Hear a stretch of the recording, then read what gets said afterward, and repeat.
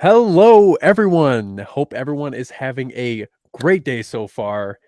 Today is a very special day, I'd say. A lot of stuff happening within these past few days in terms of Star Wars, and today we're going to be covering episodes, correct me if I'm wrong, Luke, 15, 16, and 17 Yep, of the of Clone Wars. season 3 of Clone Wars, aka the Mortis Arc. So, everyone that's watching, sit back, grab your popcorn or whatever snack you're eating, and grab a beverage, and let's get this going. You never would have made it as Obi-Wan's Padawan, but you might make it as mine. And we're back. And we're back. Yeah. This is a lot of Clone Wars. A lot of people's favorite arc is this arc. Yes, absolutely. And we had to bring on a lot of people, or not, three people that can talk about it and go into depth. We got two returners, and then we've got a newcomer. So, and of Char, course, who do we want to start with? As everyone that knows is watching, I like to introduce the returning guests first, and then at last I like to bring in the new guests just to, get them a little bit going and ask them the questions that we have already asked our returning guests. So, yeah, our first guest is Mara.j.Skywalker, aka Beth. Hey guys. How's it going? Jinx. Dyad moment. Triad moment. Hey, Luke, we're a dyad. Get out of here. Triad moment. No. How are you doing since everything has happened? How are we feeling?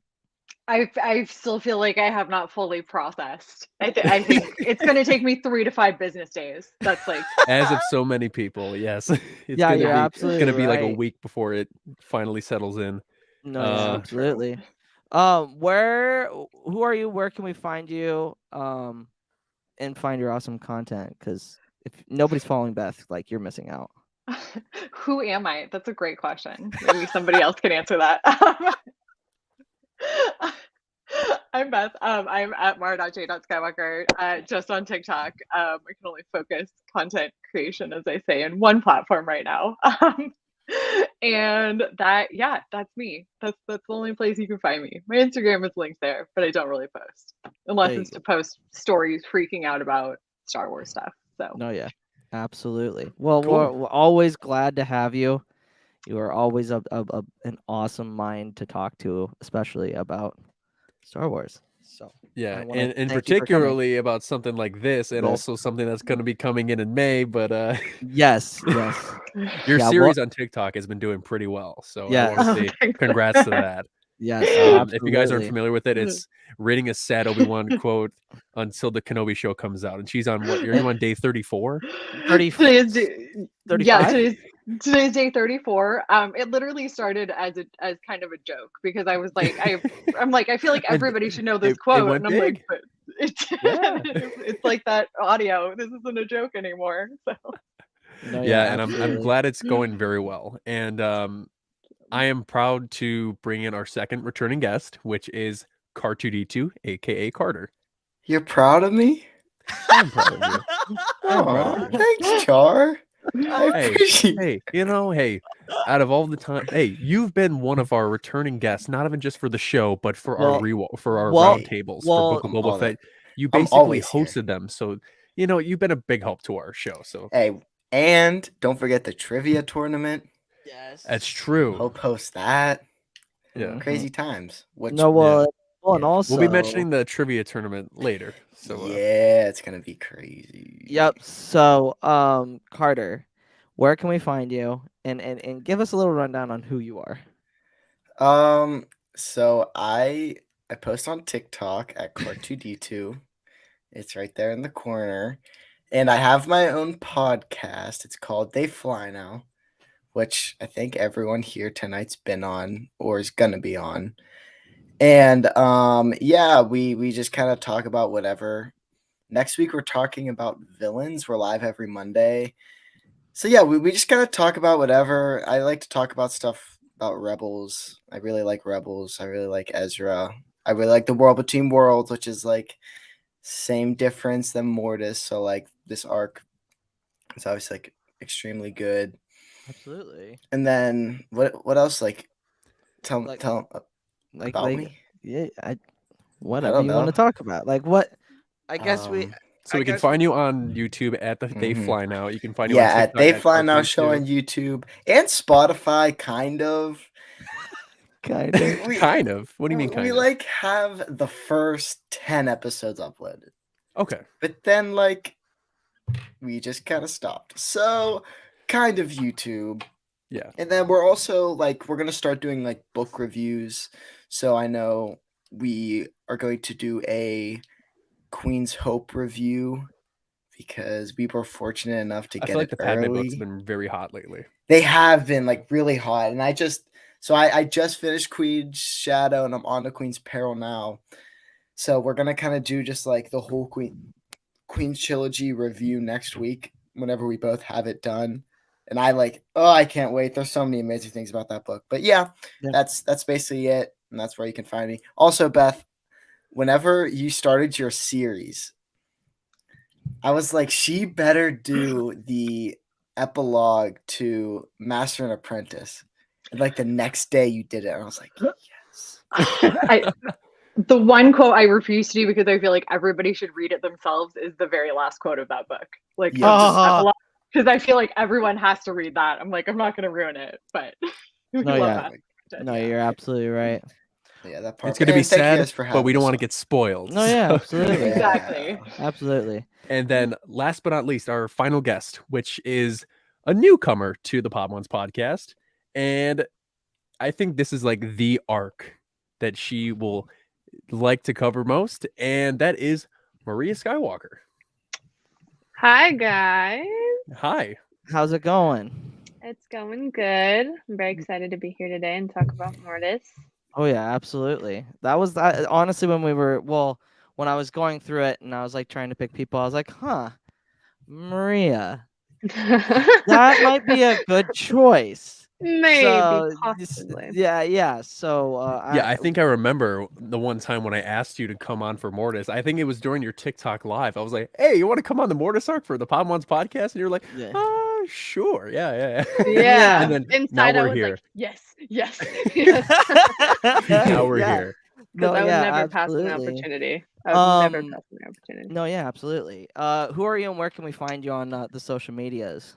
Okay, so my name's Mariya. I am on TikTok at Mariya_Skywalker.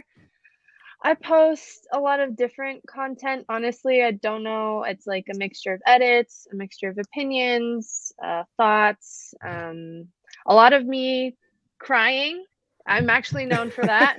I actually had a TikTok where I was like, what makes Mariyaskywalker Mariyaskywalker? Everyone was like being emotional, crying, being emotional. I was like, thanks. I guess I'm known for that. It's a lot like Anakin. Hey. I'm Hey. assuming I think that's why you were crying yesterday for nothing in particular. Maybe like some dude named Ewan coming on screen or something. Crying is an understatement. I think it was more like sobbing uncontrollably. More That's exactly what my like my co-host did. reaction. Yeah, like my Yeah. reaction.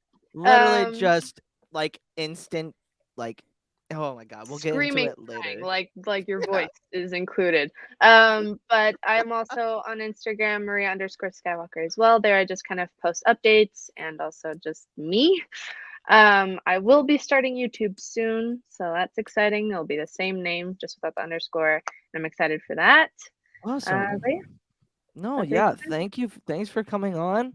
Yeah. But let's get into Mortis. Icebreaker. When you originally watched the Mortis arc, what were your overall thoughts? And anybody can take this first question. Who wants to go first? Doesn't matter. I'll go first. I was so I feel like it's the most world building and lore filled arc just out of all of the Clone Wars and out of pretty much all of Star Wars period. But it was so cool because we haven't seen that much discussion of how and again it's like that's not how the Force works, that quote, but we haven't seen that much discussion of the Force and the balance between the light and the dark ever. And so it was so cool to get it in an animated form. with obviously the best trio in the world. So Yes, Yeah. yes, the best trio in the world. And Camilla is here. So jokingly, Beth is Obi-Wan. Camilla is Anakin, and I am Ahsoka. We are the big three. Who I gave you don't- the right to Ahsoka? They did. Beth, would you like to? Would you like to? Come on. Let's. we did. No, Call we to did. now. We did. We've it just the dynamic works very well. Yeah, because it's Dynamic like works. it's like they're older than me, and I'm just the one sitting here like, what's going on? Like, okay, whatever, I'll go with it. That's how the dynamic works with the three of us. But That's It's like- funny. I don't know if you've seen that meme of Obi-Wan and he's like holding the two leashes with like Anakin going this way and Ahsoka this way, and I'm like, that's exactly what the dynamic is. So that is so true, and it's like it's hilarious. Luke, do you have an Anakin Skywalker shirt on? Yeah. I love That's it. pretty that. cool. Where'd you Yeah, get I love that? it. that's awesome. I got it on I got it off of Etsy like 6 months ago.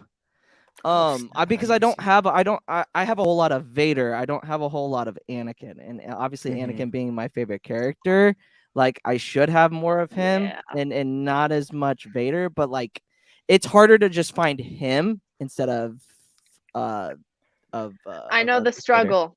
I know the struggle. Yeah, and it's It's it's not like I don't dislike Vader. It's just there's something about Anakin. He yes. just makes my heart melt. And okay, That- we're not crying right now. yeah. We haven't even started the show yeah, yet. we haven't started. But so Mariya, since you're so talkative, what were your original thoughts on Mortis when you first saw it? So I saw the Clone Wars about 2 years ago for the first time. I didn't grow up watching it. But I remember honestly just feeling shock. Like I was like, this is insane. I've never seen Star Wars like this before. It was beautifully done, beautifully constructed. It was exactly what I wanted to see in terms of content, lore, scenery, everything. Everything was perfect. And as she said, the world building was incredible as well because we dove so into depth into everything that literally constructs the universe we love so much. So I just remember just loving it instantly. I fell in love with it. I was like, this is the best thing ever. No, yeah, and I feel like a lot of people enjoy this arc because like of the world building, of the fact that like Dave and George like put their whole hearts and souls into the story, and just the lore of it is what draws a lot of people to say that Mortis is their favorite arc. Like this and Siege of Mandalore are very much Yeah. the ones that you hear a lot. Like that's my favorite one. So I mean, Yeah. to And finally- Umbara too. Yeah, But Umbara as well. And Yeah. Those three are like Mhm. top. No, yeah, absolutely. And like to finally get to Mortis, because when we first started, I didn't think we were ever gonna get to it because we were at the time we were I was going through episode by episode instead of going by arcs, and now that we're finally like here, like it's like unreal that we're actually talking about Mortis and going through that Yeah. arc and stuff like that. So Yeah. but yeah, We've came a long way, Luke. We've come. we've come a long way, Char. We've come a long way. Carter, same question. So, well, just like Mariya, the first time I watched Clone Wars was like 2 years ago. Last time I watched Rebels was like a year and a half ago. So, like, I kind of feel you on like the same kind of like I didn't grow up watching it, but whenever I came upon this arc, it was like holy crap. And I think like one of the things that I really like about it is that I like almost all of Star Wars, but the one thing I didn't really like was like metachlorians and that being introduced in to like Phantom Menace, because like I just kind of felt like it was just getting too sciency and I didn't like it to be sciency. But then Okay. once you get to Mortis, it kind of brings that all right back to the physiological kind of thing that the Force is. So I think that's something that really makes this arc special is that it brings it from, and not to say metachlorians don't exist because obviously they still do, but it just it adds a whole new layer on the Force, and I think it does a great job of building on what we learned in the originals and in the prequels. No, yeah, absolutely. That's well put, well said. And I couldn't agree with you more.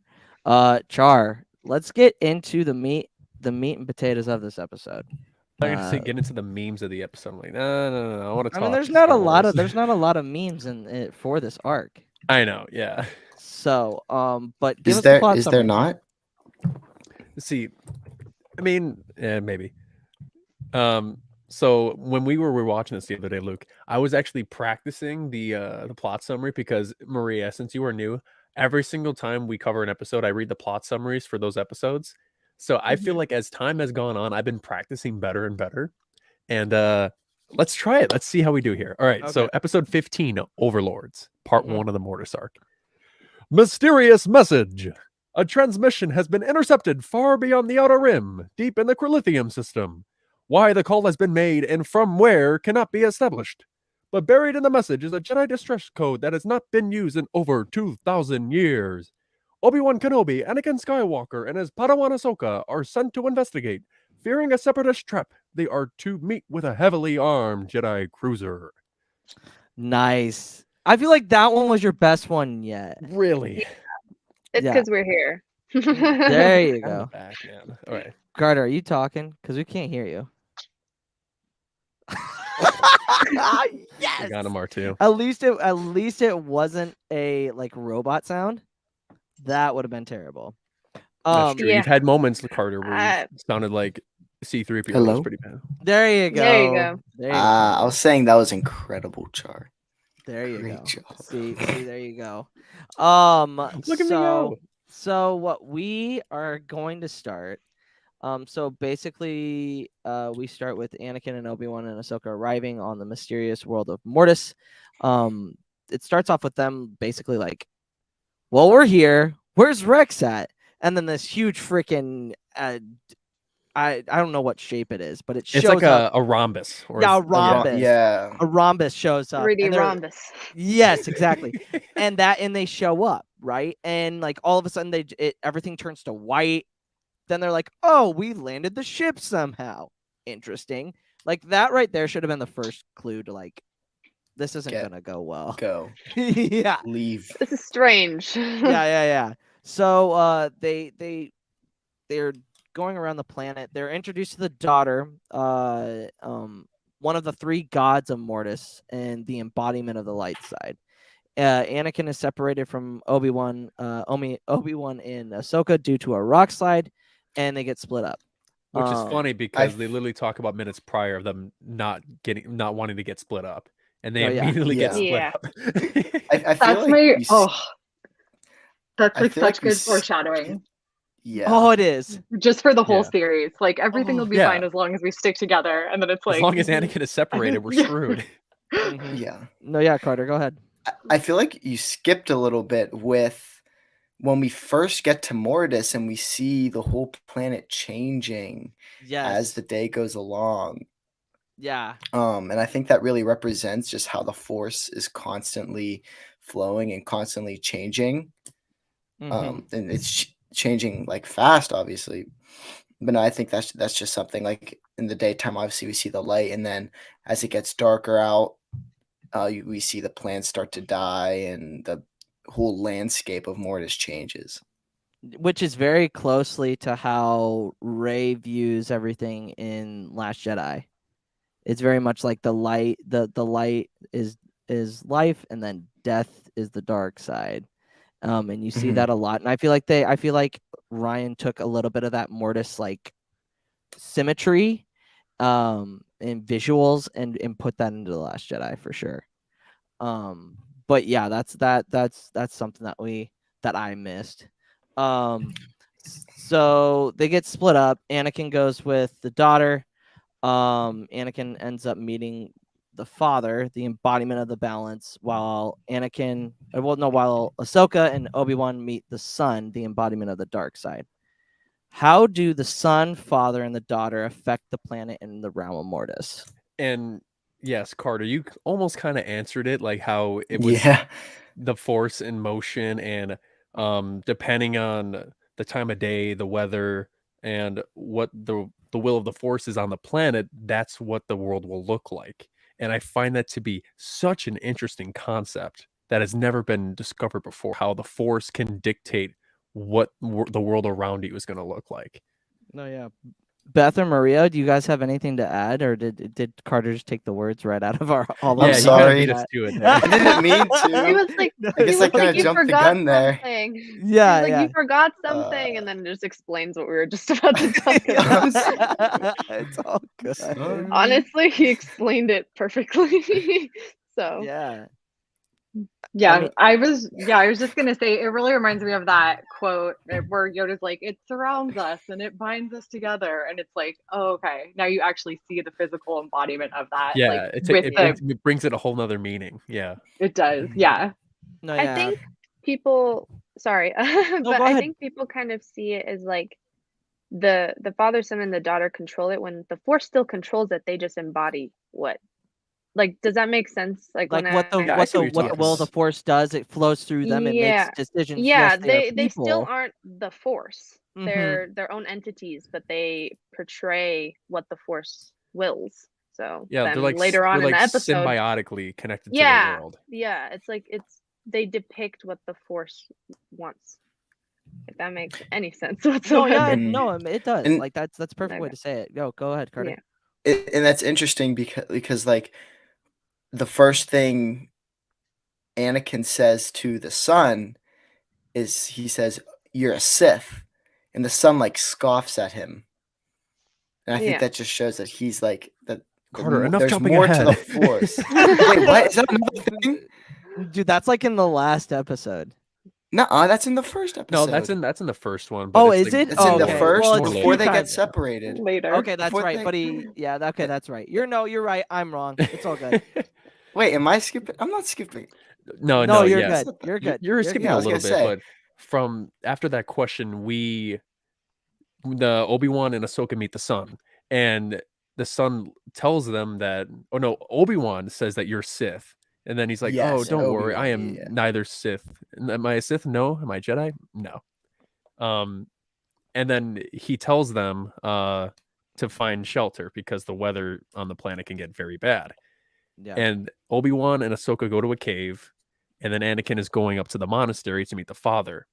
And this is where things get very interesting. So we Yes. see Anakin fall asleep, and Anakin has a illusion of Shmi, and that part was very interesting. And then we have Anakin talking to Shmi, and then we have Obi-Wan speaking to Qui-Gon, Mm-hmm. and then we have Mhm. Ahsoka speaking to her future self. So I want to ask you guys, do the Force illusions that were given to Anakin, Obi-Wan, and Ahsoka have any meaning? Oh yeah, Of course. they do. So I think every single illusion was really chosen for a certain person due to their connections to either certain people, certain traumas they've been through, so on and so forth. So Anakin sees his mother because he will never forgive himself for that. He feels like a burden. He feels like a failure as a Jedi, a failure as a son. And that is such a weak point for him. And it's something that the son knew he could use. And it means a lot to him because even throughout that scene, you can see how he immediately apologizes to his mom for failing her, for failing as a Jedi that day. It has rocked him so much that they knew that that was a way to get to him. That was a way to connect with him. And Obi-Wan, I think, sees Qui-Gon because of how connected he is to his former master. Qui-Gon was like his father, and he always looked up to Qui-Gon, you can see in Master and Apprentice. He always looked up to Qui-Gon and, admired who he was as a Jedi. So I think in that sense, he wanted to kind of look onto Qui-Gon for guidance, and I think that's why he saw Qui-Gon. And then Ahsoka, honestly, seeing her older self might be because of her uncertain future. I feel like she kind of maybe doubted herself sometimes as a Padawan, and especially once you get to season 5. She definitely does. She doubts herself as a Jedi, as a person. So I think that kind of foreshadowed that. But that's my take on it. Very well said, Mariya. Very well said. That's really, yeah, absolutely. And the other two, add on to that. Beth. Oh man, I have two thoughts. First of all, I find it so the dichotomy between obviously Anakin and Obi-Wan's visions versus Ahsoka, with Ahsoka being her older self, I find it fascinating because I think that it parallels kind of their like matching roles. Like obviously Anakin is the son, Obi-Wan's the father, and then Ahsoka is supposed to be the sister, as we know. But it parallels like that. Like Anakin will always be Shmi's son. Like he will always be the son. Qui-Gon will always be like a father figure. And then Ahsoka is her, obviously she's the one who made like her own true decision that we eventually know. And this decision wasn't obviously her decision to like leave the order. It wasn't based out of like guilt. Like whereas obviously Obi-Wan made a promise to Qui-Gon to take on Anakin. And Anakin like made a promise to his mom, like, I'm gonna, try and save you. And so that's why I find it absolutely fascinating that she shows up as her older self, because it's her being like 100% true to herself, if that makes sense. Yeah, absolutely. That does make a whole lot of sense.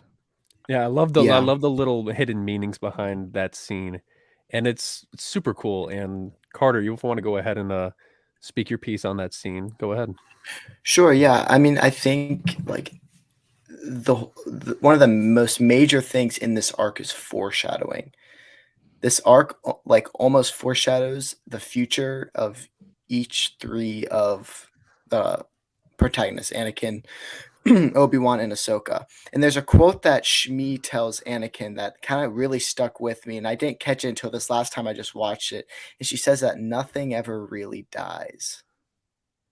And I think that's almost perfectly foreshadowing to Anakin Skywalker returning to the light side.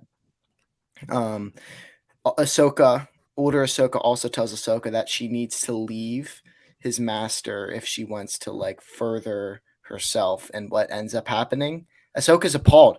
Whenever older Ahsoka tells younger Ahsoka this, she's like appalled by this statement. She's like, no, I would never leave my master. But then what ends up happening? She ends up having to leave her master. So, and I'm going to get into more foreshadowing as this arc goes on. But yeah, I think just foreshadowing the futures of each of these three is one of the most major takeaways that I had from this scene. And that was a cool point you pointed out, Carter, too, with Shmi saying that nothing ever really dies. And it's like, because Luke mentioned earlier about the reference to The Last Jedi and what Luke told Leia about Leia's son. And he said, no one's ever really gone. So I thought it was a very similar quote when you mentioned that. I was like, wow, it's like you really connected the dots when you said that. I was like, wow, like how much it relates back to like The Last Jedi and like how people understand the Force, and it's such an interesting concept. No, yeah, absolutely. Before we get on to the next one, like here's some tidbits from this like episode. So Sam Witwer, this was like his first like he did Starkiller, yes, Sammy, but like this is his first appearance in the Clone Wars as the son. And he was having trouble like getting the afflections and stuff like that. He's like, I sound too much like Starkiller. And Dave was like, well, that kind of makes sense because Starkiller is part of the dark side. Like he does things. So he's like seeing Sam Witwer try to talk about the Mortis Arc and as a general and like the things that he put his input into is so fascinating. Especially the scene where originally the line when Anakin sees Shmi is, I have a wife. You have never met her. And Sam read that and was like, whoa, hold on. We're going to have to do this over again. And Dave goes, why? And Sam's like, well, technically, Shmi has met Padme, so that doesn't make sense. So then it was changed shortly after that. So that's something that popped out really throughout the entire Mortis arc. It's like Sam Witwer had his hands on it as well. Because I mean, the guy is just a knowledge of Star Wars. He knows He's so almost talented. everything. He's such a talented and knowledgeable guy. No, Like if yeah. you've seen him He's do a Star Wars trivia trivia, god. yeah. He's Yeah. smart. Like he knows lore. He reads books. He understands everything. Like he's at one point even trumped Dave Filoni in knowledge. Like it's crazy how much he knows Star Wars. No, yeah, absolutely. So after each vision, after we see each vision, Anakin goes and confronts the father. The father tells him that he and his friends are here because of the Chosen One prophecy, and the father wanted to know if it was true or not. Now, with this conversation, why do you think Anakin believes he isn't the Chosen One? Because in the scene he thinks it's a myth. As everyone else believes it, he doesn't. So I wanted to see what you guys' thoughts are on that. I feel like believing yourself being the chosen one would just be so hard to comprehend. So like it's almost like Yeah, why right? would he believe that he was this all powerful mighty one?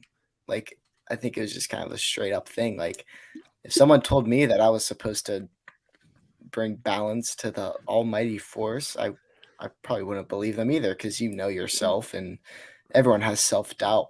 I feel like Yeah, that's it's a one of the weird thing to main- understand from a first person perspective, but when you're in Yes. the third, when you're in like when you tell someone or like you are informed that he is the chosen one, you want to believe it, but I feel like it feels like it kind of gave me like Maximus vibes from Gladiator. Cuz Maximus is like looked at as like this mighty god and warrior, and he's just like, what's going on, Marcus Aurelius?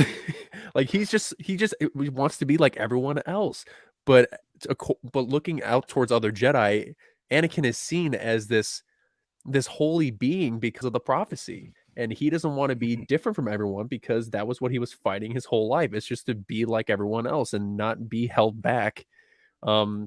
Until he became a Jedi, he wanted more and so forth, but he didn't want more because of the prophecy. He wanted more because he wanted to be better than people, and he didn't use the chosen one prophecy as an excuse. Yeah.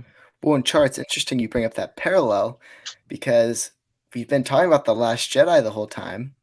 What does Rey do? Another Last Jedi She just reference. says, Luke tells her that I'm not the one that's supposed to save everyone. That's supposed to be on you. And what does she say? No. You're the great almighty Luke Skywalker. You should be the one that saves everyone. So yeah, it's just a thing that like you're not going to believe that you're the one that's supposed to do this thing. Yeah. Do whatever almighty task. Yeah.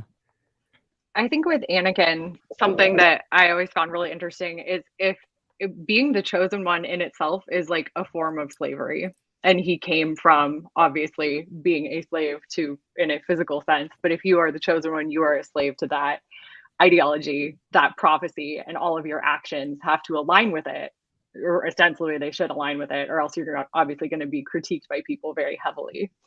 And I think that's another reason, or at least like on a subconscious level, where he's like, nah, I'm good. And we also learned like when he was younger, he never took advantage of that. He never, he definitely really just wanted to be like everyone else. But in and of itself, it's just you're doomed. Yeah, and Luke, Mhm. also, there's a comment that Chase had in the Yep. chat. Yep. I got it. Yeah, I he got says it. the Force is not a predetermined path. Anakin believes already that the Jedi / the Republic isn't as perfect as he thought, and it made him lose faith in the prophecy. His lack of faith is what makes him deviate, and I find your lack of faith disturbing. But yeah, I think it's because Anakin had so much high belief in what it meant to be a Jedi. It was like, because he was brought into the order knowing that he has this prophecy on his back, and I don't think he wants that to weigh him down with whatever he's doing, because I think it's like, well, how did you lose? You're the chosen one. But how did you of course you won. You're the chosen one, kind of thing. He doesn't want that to be the thing that predetermines whether or not he will be successful or not. He wants just his natural ability and skill to determine if he's a good Jedi or not. Yeah. Mariya? I was just about to say something. But I personally also think that Anakin didn't view himself very highly. Like, he might seem on the outside that he thinks of himself as, this all-knowing like Jedi who is always right about tactics and stuff like that. But he really on the inside felt like a failure. He was always made to feel like he was a failure. He failing his mom and, failing later Ahsoka and stuff. He never felt like he was good enough. And he was bullied when he was younger as well by other Jedi. And he just never truly believed that he fit their standards. So he thought that he had to fit their standards to really fulfill this prophecy. Meanwhile, their standards were wrong because they viewed the prophecy incorrectly, because they thought it was just destroy the Sith and, move on, and, the Jedi rise and we all have balance. But meanwhile, it was a lot more complicated than that. So, yeah. Oh, yeah. Char? Okay. And then, yeah, you guys had all great takes, and I loved hearing what you had to say about Anakin's thoughts on himself being the chosen one. And so we don't really get that very often. And then so what happens after this, when the father wants to know if he's going to be the chosen one, the father's like, take one test and I will set you free. And then he says, okay. And then we go to the monastery, and I'd have to say, I don't know about you guys, but this is probably one of my most memorable scenes in all of Clone Wars. Oh yeah, for sure. Like, this is I've edited it so many times. Like, so many times. It's such a cool scene. And also, and then we find out that the son and the daughter kidnap Obi-Wan and Ahsoka by the order of the... I corrected myself. The son and the daughter are kidnap Ahsoka and Obi-Wan by the order of the father, and he uses them as subjects for Anakin's test. And that scene, I thought it was very funny when Anakin's like, I will not play your games. And the father's like, oh, but I think you will. I have ordered my children to kill your friends. And I thought it was insanely heartwarming and like kind of heroic for Obi-Wan to say, they're too powerful for us, Anakin. Save Ahsoka.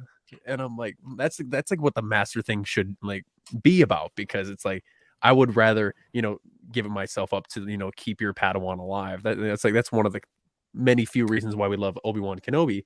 But other than that, like, and then we see the test happen. What were your thoughts on the scheme and the test to see if Anakin's the chosen one? It seems very harsh. It was. But I mean, he wanted answers. It kind of was. And he's supposed to be able to control the brother and daughter, like the son and the daughter. So he had to be in this position where he feels as though he has to find that will inside of himself and actually do it, because in other circumstances he might not feel as though the test is worthy enough of his time and his effort. And especially if he doesn't trust in himself as as the chosen one, he feels like it's probably a waste of time. But in this case, he really had to do it because he loves the people around him and he had to take action. So that is where you figure out that he is the chosen one. Yeah, and that's a good thing you mentioned too, because I know that after what happened in Attack of the Clones, he even vowed that he will not let anyone he cares about die. Yeah. And that scene right there really flourished. That is why he wanted power. Yes. Throughout the people think he wanted power to just like be better than everyone. Like, he genuinely wanted power to not fail again, like he did with his mom. Yeah, and with anyone else. That's you're right on the money of that. Like, he wanted the power to save the people he loves. And I love how the father gave him an ultimatum to either save Ahsoka or save Obi-Wan. But the chosen one has the ability to alter that like ideology, to be like, no, I don't have to save one of them, I can save both. Yep. And then when Obi-Wan says, the planet is the Force, use it. Yeah, And then- Obi-Wan was very and then the whole entire it turns night, and then like the whole entire monastery is glowing, and it's like, oh my god. yeah. Beth Carter. again, I think it's a little bit foreshadowing because Anakin just tries to do everything. He wants to help everyone, but you can't always do that. And in this case, obviously he was, and I think it was a great test by the father, since because he used two people who are the most close with Anakin. So Anakin was then forced to save both of them. But no, yeah, I just think it's kind of, we're starting to see where Anakin is just trying to do maybe a little bit too much. And in this case it works, but in other cases he tries to do a little bit too much and he kind of just implodes on him. But yeah, Beth, your thoughts? I think it's fascinating because it is such a selfless decision, and it is one of Anakin's decisions that is done without any like undertones of attachment, like trying to save Padme.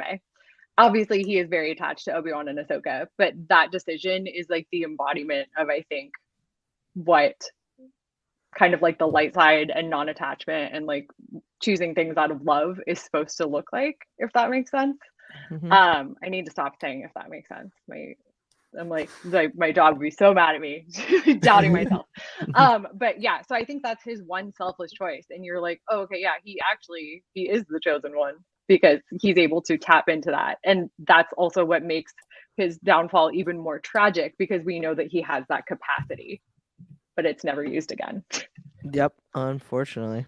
And that was cool that you mentioned that as well. Like I'm saying that too. I feel like I keep on saying it's cool that you mentioned that, but because in the prequel trilogy, in episodes 2 and 3, even Mace Windu and Yoda have subtle doubts that the Chosen One prophecy isn't true. Subtle. Well, They were like, I don't trust them. well, not to his face, but like, oh yeah. no, and Fair. yeah, Well, so, yeah, well, Mace Windu even says he doesn't Obi-Wan. trust him, and then Obi-Wan says, "Is he not to bring? Is he not to destroy the Sith and bring balance to the Force?" And then Mace Windu's like, "So the prophecy says." Well, but So like, also he's doubting that. Well, But to flip that to the Attack of the Clones, like it's the opposite conversation. Obi-Wan's doubting the prophecy, and Mace in particular is like, if he is, Yeah, and then chosen one, Revenge he of the will- Sith, it's a role reversal. it's a Yeah. role reversal. It's like a 180. Well, I think Mace also gets a little bit butthurt because he thinks he's the chosen one. What? Whoa. Yeah, what? Hold on. maybe that's in just. I think that's in Just Legends, but I've heard that before. That's like something What? was like Mace believes that he's the chosen one. I don't know. Probably where got I that from heard like that. Shatterporn or something. I don't know. Yeah, no, I that's honestly not. probably That isn't in did. Shatterpoint. I don't know. I heard that somewhere. I'll have to find where. That was probably just not like the canon. hottest of takes. Yeah, anyone in the chat, can you confirm that Mace Windu tried to finesse Yeah, Anakin Element- into becoming yeah, the chosen Element- one? It's yeah, somewhere. Element, you're gonna It need is somewhere. that. I'm telling you. You're gonna need that. Because growing up, Mace thinks that he's the chosen one. I don't know where, but it's somewhere. Maybe it's Yeah. Legends, Huh. and if so, I'm sorry, but Yeah. I would presume it is. No, yeah, I And would expect say- Mace is like, no, I'm the chosen one. one. Arms That would be- crossed. That would be That's- an interesting story point. no, Yeah, it's a anyway. fan theory. I'm sorry. It's a fan theory. I'm sorry. You can just leave now. I'm sorry. And then we're gonna continue. So Anakin succeeds at the test. Yep. And he proves that he is the chosen one, and the father wants to speak with him alone about what that meant. And that it meant, like, since you're the chosen one, when I die, I want you to take my place to maintain balance in the galaxy. And Anakin he kind of wasn't sure about that. Like, he was kind of like second guessing like what that meant. And then after that, Anakin, Obi-Wan, and Ahsoka head onto the ship and leave Mortis. But right before he gets onto the ship, Anakin pauses and he looks out, kind of like another Last Jedi reference. It's like right before Rey goes on the Falcon, before she's about to leave Octo. Like she like stops and looks, and then she goes. That's exactly what Anakin did here, because he was thinking like, should I do this? Do you think this is do you think, according to the father, this is what's going to be most beneficial to the galaxy, is if I stay here and maintain balance because of my prophecy? And the cool thing is I keep on saying cool. I need to stop saying the word cool. All right? Interesting. Yeah, and the interesting thing is like the father told him that if he decides not to, that's his choice. Um, and then if he doesn't take his spot after he perishes, he tells Anakin that the Force will be out of balance and his selfishness will bring harm to the galaxy. Last question before we will end this episode. Do you think Anakin is selfish for attempting to leave? No. Hmm. It's kind of okay. It's not selfish because imagine you look, honestly, you don't even have to imagine. You can put yourself in his position. Is like you have this duty. You have this thing you have to complete. People are counting on you, and you want to be there to protect the people you love, and these are your family, your friends. It's very difficult to just leave them when you feel like your place is there to protect them and to make sure that the war goes well and you're there to save as many people as you can. It's like imagine someone came up to you and was like, okay, you gotta come with me to help fulfill this prophecy, but like you gotta leave everything behind and just forget who you are and what your life was before that. And all in all, he still fulfilled his prophecy, just probably in a very different way. And so it happened either way, but it's not selfish of him to want to choose his family and his friends. That's very difficult to do. Yeah. I like what Chase Ford into the Black said in the chat. Anakin, no, The most recent one. Most recent one. Anakin as a Jedi is selfless. Anakin is as the chosen one is being selfish, which I would mostly agree. I think. Interesting. Yeah, partially. I mean, it's you have to kind of decipher that. Yeah, like where's that line? Yeah, where's that line in the sand drawn from? Star Wars What If? What if Anakin took the place of the father? That would be interesting. Now, Beth, I want a Star Wars What If so bad. That'd be so cool. The Star Wars fans can't handle what ifs. Yeah, sorry. no, That's so They true. can't handle what ifs. No. Beth, your thoughts. I think it kind of comes down to the reliability of the narrator, because if somebody were to, I mean, obviously, yes, he had this test, but if somebody were to be like, yeah, you're the only thing that can keep balance, but it's one individual entity, it's like, how do you believe that? I guess that's the one thing that I'm like, if somebody were to say that to me, I'd be like, no, I'm not. This is a man he just met. Like, how is he supposed to Yeah, take they it seriously? just met like a day. Exactly. Yes. Yeah, and obviously there's like the mysticism and whatnot. But also I think one of the things, because I'm like really into ordinary definitions when you're trying to figure out stuff just by nature. And so I pull up the ordinary definition of selfish, which is lacking consideration for others, concerned chiefly with one's own personal gain or pleasure. And so obviously Anakin's considered in that moment, Anakin is definitely not being selfish because he is concerned for others. He is not like, that's power. That's what he wants. I mean, that's like the power is what he eventually wants. But in that point, he's making the decision not to take the power that he does want. Yeah, in his eyes, like he could have easily chosen the power of the father if that's what he wanted, but that's clearly not what he wanted. Nope. So that's a good point. He has too much at stake. He has Palpatine to protect. He's got Padme who he's got to protect. He's got to protect Obi-Wan and Ahsoka. How is he going to literally do that everybody? How is he going to be able to do? How is he going to be able to do that when he's keeping balance in the Force? So I mean, I get that. I get that choice, but That's the end of the episode. That's the end of the first episode of 3 in the Mortis Arc. And we move to the second episode, episode 16, season 3, which is titled Altar of Mortis. And the plot summary. Are you ready? Oh, wow. This is long. All right. Yeah. This is the big one. Okay. And wait. We have to rank it. We have to rank them. No. We rank them as an arc. That's as an arc, not episode. Sorry. Yeah. You're good. I think the last time Carter was on, it wasn't for like a multiple multiple episode arc. That's so true. Yeah. Yeah. Okay. Yeah. Anyway, whew, this is like 2.5 paragraphs long. All right, ready? All right, 3, 2, 1. Yep. Mystery on Mortis. Sent to discover the origin of a mysterious distress call. Obi-Wan Kenobi, Anakin Skywalker, and his Padawan Ahsoka Tano are stranded on a distant planet. There, they discover 3 beings more powerful with the Force than any Jedi have ever seen before. The father keeps a fragile balance between his daughter, who allies with the light side, and the son, who drifts ever closer to the dark. With his strength falling, the father asks Anakin to stay and take his place, preserving the balance between light and dark. But after passing a perilous test, Skywalker refuses. Now we find our heroes about to depart from their journey home. Or so they think. Nice. That you did well. You done well, Char. I know, good. I kind of was off on some of the words, but No, it's all whatever, good. it's whatever. It's all good. So as they're leaving, Anakin has a nightmare and sees himself. This part, very, very, very interesting. And I would like everybody's thoughts on it after I'm finished. The Anakin he sees transforms into the sun, and he wants Anakin to join him, bringing peace to the universe, just like every other.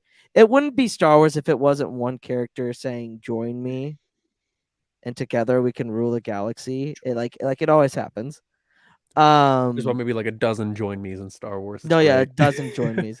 They're all really fantastically done. Mhm. Anakin to join him and bring peace to the universe. Anakin refuses, and the sun charges at him, and Anakin wakes up. Which I thought that's like one of like my most like terrifying scenes in all of Star Wars, where the sun's just like, we will destroy the Sith and the Jedi, and then Yes. he transforms into the gargoyle and he charges at him. I was like, and like the way Sam Witwer's voice is in that scene, it's like, oh my god, it is terrifying. No, yeah, absolutely. So, what was everybody's thoughts on Sam Witwer talking to, like his performance, and then like the dynamic between the son and Anakin in that? Because I found it so interesting. It was especially with very what we know. captivating. It was very Mhm. captivating. The dynamic was Sam, perfect. Sam Yeah. Witwer is the diamond in the rough, man. I'm telling you. Yeah. It reminded me so much of the Revenge of the Sith novelization with the whole God. the concept of like the dragon being inside Anakin. Yes. That was same vibes. Oh my god, yes. I completely forgot about the dragon because they like in like every inner monologue that he has, there's like he's like there's this being inside of me that wants to come out. Like it's my nature, and like that oh my god, I can't talk. Capsulates. Encapsulates that perfectly. Carter?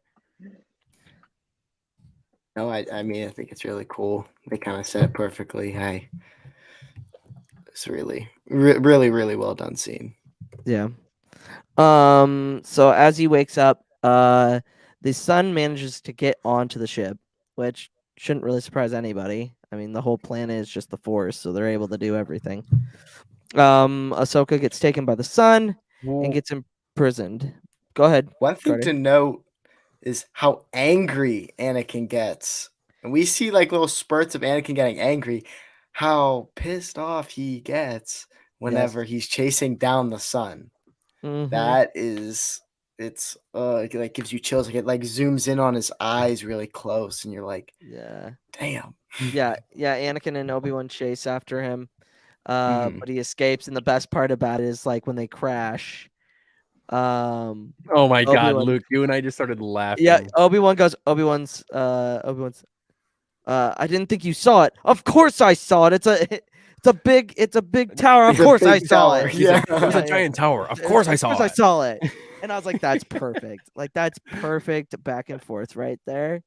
And I think it was Anakin's Char. sassiness. I think it was Char that also like so when Anakin leaves to go talk to the father, the way that it's shot is very reminiscent to Return of the King, and how the Eye of Sauron is that tower. So that tower is like the Eye of Sauron, and the rest of it is like Mordor.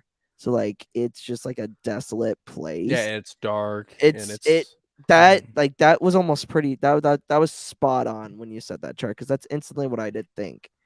But back to Ahsoka. Ahsoka receives a bite from a transformed sun, which, by the way, that little rat being thing is disgusting. Okay, also, so this is not one There. of my facts for the end of the episode. That transformed version of the sun has no name, but it's also voiced by Sam Witwer. Yep. Oh, there you really? go. Huh. Yeah. Well, something interesting is whenever the sun and Ahsoka, I believe it's the sun, not the gargoyle. I'm not sure like what form he's in, but one of The them sun says is the to gargoyle Ahsoka, and the daughter's the griffin. No. I know, but I'm not sure if the sun said it to Ahsoka or if it was the gargoyle that said this to Ahsoka. I'm pretty sure it's The the sun, gargoyle is and the it big says, one, not the little, Star Wars No, Dobby. I meant the Star Wars Dobby. Yeah, It's either Star Wars Dobby or the sun. Says if you are to survive, you must forget your master. Yep. It's Dobby. It's Star Wars Dobby. That's the Dobby, right? Okay, okay. And again, foreshadowing of what Ahsoka must do if she wants to survive in the post-Order 66 era is that she has to forget her master and just be able to move on, not dwell. No, yeah, absolutely. I thought that's a great that just that dynamic between those two and then him, like what we see Ahsoka do later on is just fantastic. Char, go ahead. And then from there, we see Ahsoka get imprisoned by the sun, and then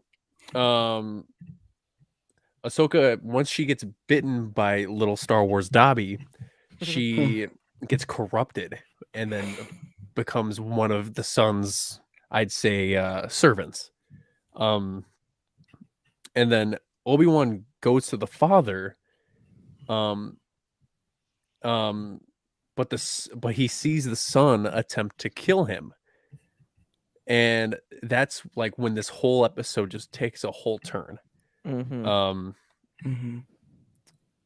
then once that happens, the daughter's like, "Oh no, my brother is getting too strong." And so what the daughter does, she takes Obi-Wan to the Altar of Mortis, and they go to this place. Obi-Wan goes down a set of staircases, drops on a stone, it drops, and then there comes the altar, which has the power to kill one of the Mortis gods. And then once that happens, Anakin and Ahsoka interact with each other, and then Anakin's like, "Oh, Snips, I've been looking all over for you." And then Ahsoka's like, "Oh, Anakin, oh, how powerful you are." And like, she sounded like she was possessed. Yep. Straight out of The Exorcist.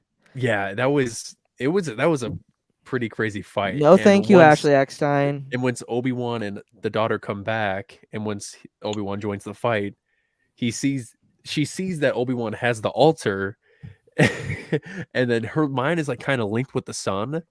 So she sees the altar, and she's like, "Where did you get that? Give it to me!" And then she lunges at it and tries to get it.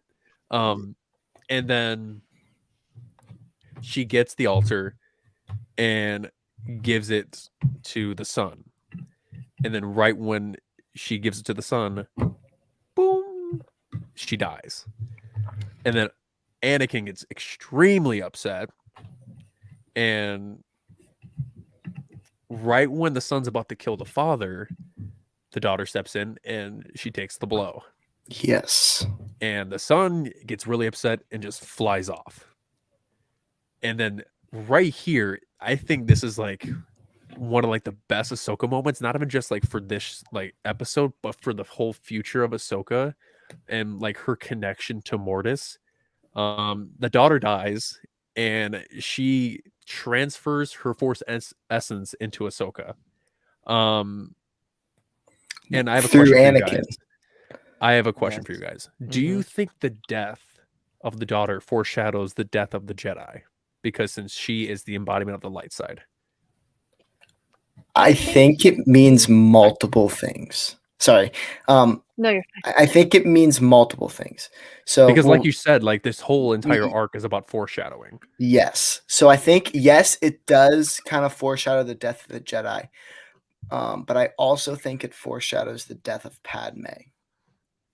As How so? in, so say Interesting. that the First sun you say Mace Windu represent- is the chosen one, and now Okay. Here- I don't know if we can trust you anymore. Yeah, whoever's wearing red, get out of here. I kind of know my stuff. I'm sorry. Okay.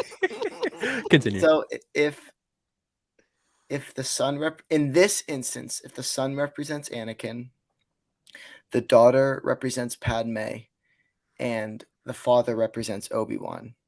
I thought you were mentioning the daughter represents Ahsoka. I thought that's No, what Beth no, made Padme. the connection to. No, the daughter, in a way, represents Padme, as in the son's hate for the father, as in Anakin's hate for Obi-Wan, he kills Padme, and as in he accidentally Oh. kills Padme, and as in his rage, and as in the son's rage for the father, he accidentally kills The daughter. the daughter. That- What does he immediately do? He immediately goes away, and he's immediately upset, and he's like, "What have I done?" It's the same thing with Anakin. That's interesting. Mhm. I don't think from how you said it, I don't think the daughter is like Well, no, as it's like Padme, but like there's a parallel to it. no, yeah, Yes, that's there's the a parallel. I parallel, think he's making yes. the parallel. I don't think Yeah, he's making yes. the Mhm. exact. In No, that no, 'cause- parallel, that yeah. parallel I makes thought you meant like she was a lot of directly connected to sense. Padme. No, No, no, no, no, no, no, no, no. I just No. meant that like she's like it's a parallel. Yes. No, yeah, absolutely. That's 'Cause we that's see how very the very sun bleeds. interesting because it goes down exactly almost like Revenge of the Sith at the end. It Yeah. goes down Right. almost exactly like it, and the parallels there are just in that was very well done. Very well done, Carter. And then did everyone go yet? Everyone wanna Maria, exchange No. thoughts? Maria was definitely gonna say something. Okay. And Give me a second. It kind of left my memory for a bit, but I think the death of the daughter can also just represent, because it's not like her dying means that the Jedi are doomed. It means that her dying represents that the Jedi have already doomed themselves. So that's kind of how I see it, because at this point the Jedi had lost their way and they weren't actually standing where the Jedi should have been. They were corrupt, involved in war. They had already lost themselves before. But like in a way, her dying kind of represents that, because they were already on the path of destruction, and her dying is just a symbol of that. no, yeah, that's very well said, Beth. Oh man, okay. So I think it's fascinating that obviously her life essence is transferred into Ahsoka, because as we know, Ahsoka is one of the last remaining Jedi, or not Jedi, I guess, after Order 66. And I think again it's true what it should be, more so than any of the members of the Order. But I think it's fascinating that it's through her. It's just such a great metaphor. But I think as far as it like foreshadowing the death of the Jedi Order, I think obviously the Order was gone at that point. Yeah. Yep. Yeah. What about you, Luke? I like what everybody said, like a little bit of the parallels and stuff like that. Like, yes, the Jedi, like, and we'll find out more in Phase 3 of the High Republic about what caused the Jedi to not be like what they are in the High Republic, because the High Republic, they are so much different than they are in the Yeah. prequels. And like at the end of the High Republic is 20 years Before Phantom Menace, yes. No, not 20. No, not 20 Acolyte. years. Acolyte is 20 years before. Well, Phantom Dooku Menace. I was referring to yeah. I was referring to That's Dooku Jedi right. Lost, because Count Yes. Dooku was born in 102 BBY, so he was technically living during the time of the High Republic. Mm-hmm. And then I believe the High Republic ends in 82 BBY, so 50 years before the Phantom Menace. Yep. So I think. yeah, and anyways, we are almost done with Altar of Mortis. And Wait, Carter had something. One more thing. about that little sequence. And I think it just further confirms Anakin is the chosen one because he's the one that's transferring that from the daughter. So it's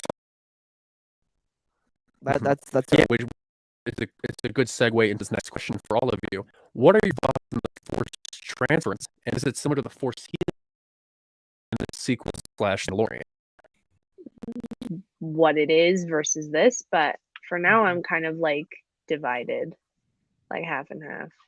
Yeah, I see how you can see it as different because like with the way that it worked is with the father was behind Anakin and Anakin was It was like there was a the huge conduit thing, between like the two. yeah, it had to. Um, It was very intricate. It wasn't just like one person does it. There's something yeah, else. it wasn't like how Grogu healed Grief Karga or how Rey healed the Vexus or Kylo. Just by touching it and just healing it. It was like there was a lot more to it. So I see what you meant. Yeah. Anyone else? Beth. Sorry. I think it was almost I completely agree with Mariya because it seems almost more like a power transfer as opposed to healing with Mhm. you've obviously the father who is ostensibly still the leader at that point, or the keeper of the balance, sort of. But yeah, it feels like a different dynamic. Both you are a conduit of different portions of the force, but yeah, there's definitely some sort of imbalance Yeah. there. And another Yeah, thing is like she had to be dying to actually like agree and go ahead with the like with the transfer of energy. She had to actually be in a position where she was going to lose it rather than just give it. I don't know.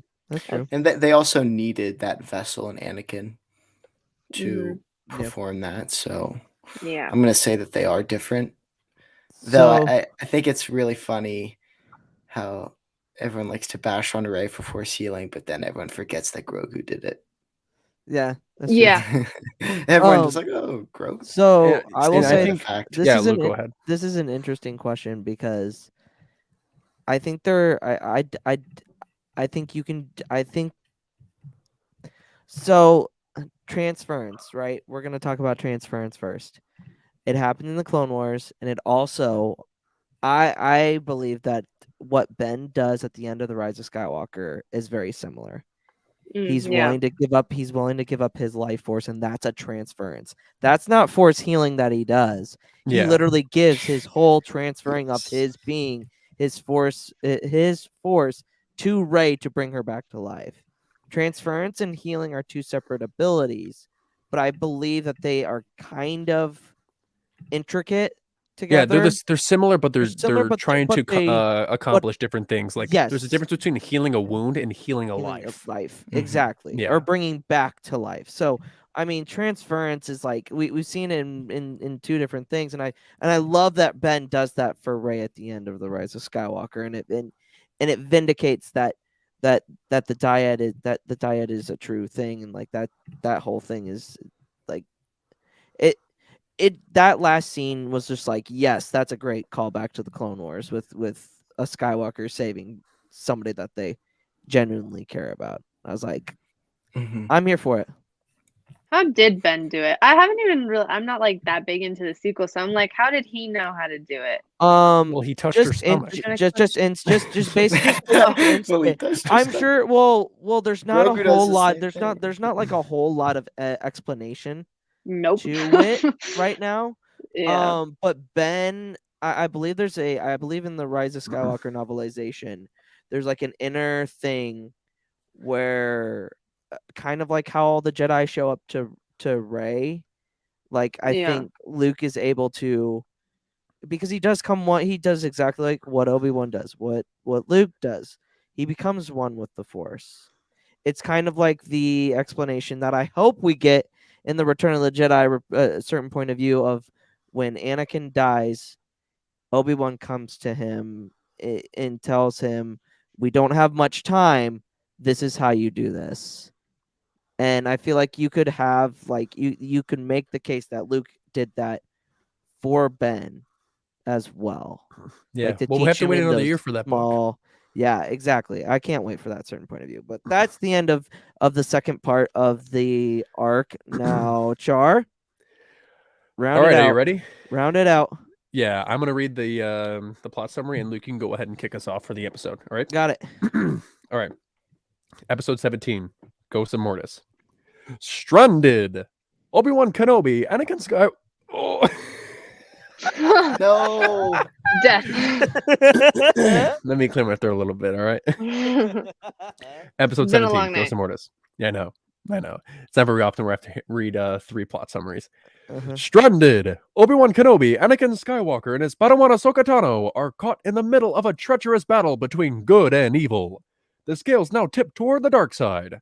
Our 3 warriors must guard against attack as they plan their escape.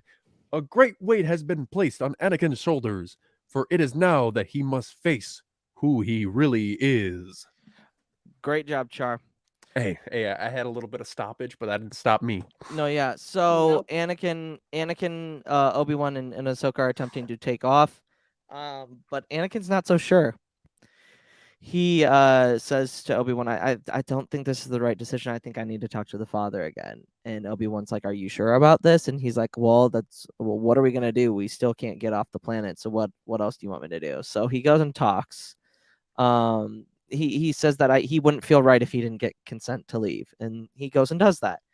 The father suggests, no, actually, is this where he's walking and Qui-Gon appears to him? Is it in this episode, or was that in the last Yes, one? it's in this episode. Okay, so as Anakin is walking towards to talk to the father, Qui-Gon does show up, and it's the conversation that he has with Anakin, I think, is very, very, very, very powerful. And it's like, how am I supposed to know that I'm doing the right thing?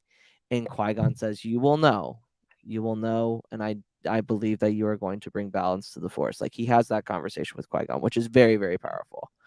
The father suggests that both him and Anakin's fates aren't certain anymore. And he also sends him to I think he sends him to the dark side, to where the sun lives. Ahsoka gets stuck on the shift. Obi-Wan confronts the father to ask where Anakin is, and he says that he has sent him to the dark side cave. Anakin gets there, confronts the son. The son tells him, I can tell you the future. I can show you everything that will happen. And this is probably the most intense part of the episode. What if I can show you the future? And I like every single time I watch this particular episode, I'm just like, holy shit! Like, Sam Witwer is just a god. And then we get the whole montage. We hear the Imperial March. The Force is strong. We see all of the events in See a Revenge of bunch the of Sith. younglings We see Alderaan get blown up in A New Hope, and then we see the silhouette of Vader. Hypothetical: if Anakin didn't have his mind wiped, what do you believe? What would have happened? What would have happened? Well, if he didn't get his mind wiped, then he would have stayed the same way. Yeah, Like- but I mean, like, let's talk big picture here. Him and the son get off world. Like, what would happen? Oh, galaxy's over. This world's done. Well, yeah, but Yeah. We're all dead. yeah. Anybody got any like what ifs that you would bring out? Yeah, I remember Camille in the chat was mentioning a what if idea Yeah, that if the- Anakin yeah. stayed as or took his place as the father, but Yeah. huh. I He feel like would've- you go. You can go. Okay. He would have been very broken, first off, but I also feel like the prophecy wouldn't have been intact.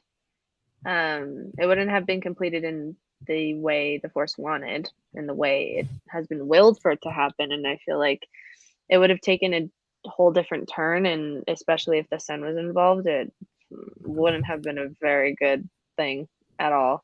But even if the son wasn't involved, I feel like wiping the memory was the best idea for Anakin. Otherwise, the prophecy wouldn't have been fulfilled. I feel like he would have either tried to avoid it completely, or he would have just turned immediately and maybe taken a completely different route. Instead of, turning to the dark side, then coming back, he might have just stayed turned. I don't know. Who knows? Yeah. Carter? I think he still would have turned. Because I think Anakin would have gotten so obsessed over what just happened that though it may have looked a little bit different, I still think I think it may have maybe even just sped up the process. Yeah, I could see that.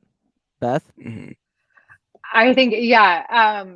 Similarly, there's like a great metaphor that when you're trying to avoid something that you know is happening, like if you're driving down the side of the road and you see an accident, the more you're looking at it while you're driving, the more likely you are to actually get in an accident. And so I could see that same principle being applied to if Anakin is actively trying to avoid this. He's also, if he is trying to avoid this future, if you were to remember it, he's doing that out of fear. Because he knows what he'll become, and fear is inherently linked to the dark side. So it's just kind of a lose-lose situation for him, which it's not fair. Oh yeah, absolutely. And after seeing all the visions, the brother does the Empire Strikes Back. Join me, and we can destroy this emperor. We can rule the galaxy. We can do whatever we want. It's basically the son giving the Anakin speech to Anakin from Revenge of the Sith.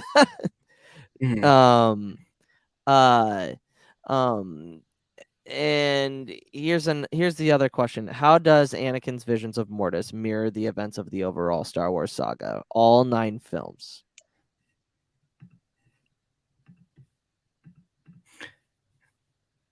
I mean, we see like everything in those visions. Yeah, but like how like might have been a dumb question. It's hard one to answer. No. I mean, we see like a ton of major events in that thing, and just Anakin. If I was Anakin in that, I'd be like, what the hell is going on? I let someone else go. Beth? I guess if we're tying it into like the whole trilogy and the whole saga, we don't get to see, or at least like Anakin doesn't get to see his redemption if he were to turn to the dark side, which is an essential part of your future, or essential part of his future. So I guess that's kind of my thought. I don't, as far as it tying into the sequels, I think I'd have to give it a little more thought. But that was kind of my one thing. I actually agree with her. And then, like, again, sequels, I don't know how that, honestly, there's a lot of things I have to learn about the sequels, not gonna lie. I'm not like the biggest sequel fan. I've watched the movies like a couple times, and I focus a lot of my knowledge on prequels and originals, so I'd have to think about it. Yeah, if you like to read, there's a lot of good books. We'll give you there is. We'll give you a few recommendations after this. Yeah, for sure. For sure. And I mean, just like Beth said, he doesn't see the birth of his children. He doesn't see his redemption. He doesn't see like anything. He doesn't see any good, because obviously it's the brother showing him everything, which is kind of funny, because I think the son only knows he doesn't know the whole. He doesn't know all of the events. He just knows the dark side events. Yeah, because so he's that the would make embodiment a of it. ton. He is the embodiment of it. So that makes a whole bunch of sense that he doesn't see Luke, Leia, or Ben. I think it would have been interesting if the sequels would have been around during this, like when the Clone Wars were coming out, like getting a sign of Kylo, kind of something similar. That or Kylo standing there and talking to Vader's mask, being like, "Grandfather, show me." Like if Anakin saw that, that would have been amazing. That would have been just ridiculously cool. So Obi-Wan's worried about Anakin. He gets there. Anakin and Obi-Wan basically have the Revenge of the Sith talk, but like very like it's a lot more fleshed out. The conversation's actually better dialogue, in my opinion, here than it is in the actual movie. But Anakin says, "I know what I have to do to destroy to end the Clone War." And Obi-Wan's like, "What are you talking about? Like, what? You sound like a crazy man." And he pushes the speeder, the extra speeder, into the lake, the lake of lava. And he takes off, and Obi-Wan tries to go after him, and the brother stops him from going. So Obi-Wan gets Ahsoka on the comms and is like, "Take out the power core. He's coming. We need to get out of here. Like, we can't be, we can't let them escape. It's too much." So Ahsoka grabs it and takes off. She gets on another speeder and goes to Obi-Wan and picks him up, while Anakin and the brother are like, "Dang it, they've outsmarted us." So they're going back to the father, and the brother takes off to confront the father, while the father comes back and goes, "What have you done? Like, what?" And Anakin tells him, I know what I've seen what I will become." And he's afraid, which is interesting because it's not like he's using that. He's afraid. He's not like he's actually like a Sith Lord. He's still got the good in him, which is always said throughout the entire prequel and original trilogy, especially in Return of the Jedi and Revenge of the Sith in particular. So he still is worried about that, right? And the father says, you will now forget what you have seen, basically doing a whole restart. Well, I mean, I guess this goes hand in hand with the last question. Do we think it would have been good for Anakin to keep the memory of Palpatine's identity intact? I don't think it would have changed anything I think it would have changed because it, but he did. Oh, sorry, you go. no, you're fine. I think it would have changed it, but instead he'll see Palpatine as the problem, right? But he'll continue down that dark path. I feel like it would have taken that kind of a turn because he's already so, clouded. And are you saying like just complete like memory wipe again, or just So the that memory singular wipe, thing? but for some reason he remembers Palpatine as the Sith Lord. Okay, then You're the Sith Lord. honestly, he'd definitely question it because Palpatine seemed to be his best friend for all these Yes. years. That And dynamic would have been interesting to The see. 65-year-old guy and me, a 22-year-old's my best friend. yeah. Yeah. But he definitely, I think after Fives reveals the chips and stuff, he might get a bit of a click in his head. I don't know if how he would have acted on it because again, Palpatine he trusts, like Palpatine has always been there for him when everyone else doubted him, when everyone else, diminished him. So he would have still turned to Palpatine and been like, "Hey, like, is this true?" And Palpatine might have just been the master manipulator again and manipulated him back on track.